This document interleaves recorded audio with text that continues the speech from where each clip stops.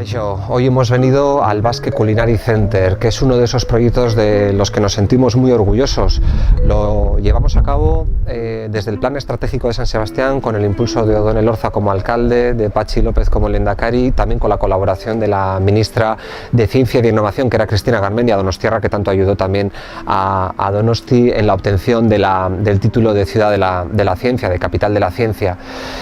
¿De qué se trataba? Pues ni más ni menos de convertir esa larga, honda y prestigiosa tradición gastronómica en un elemento de futuro, en un elemento también de tracción económica, porque lo hemos llevado al terreno de la formación de alto nivel, académica, universitaria, con formación de grado y con formación de posgrado y de máster,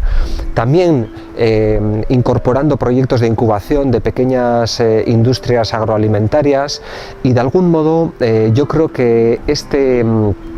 centro ilustra perfectamente lo que debemos hacer también en otros campos, como en la cultura, ¿no? De eso hablaremos algún otro día, pero yo me quedaría con la idea de que muchas de nuestras fortalezas, mucha de nuestra base, la tenemos también que proyectar al futuro con innovación, y este proyecto formativo de alto nivel es un buen exponente de ello.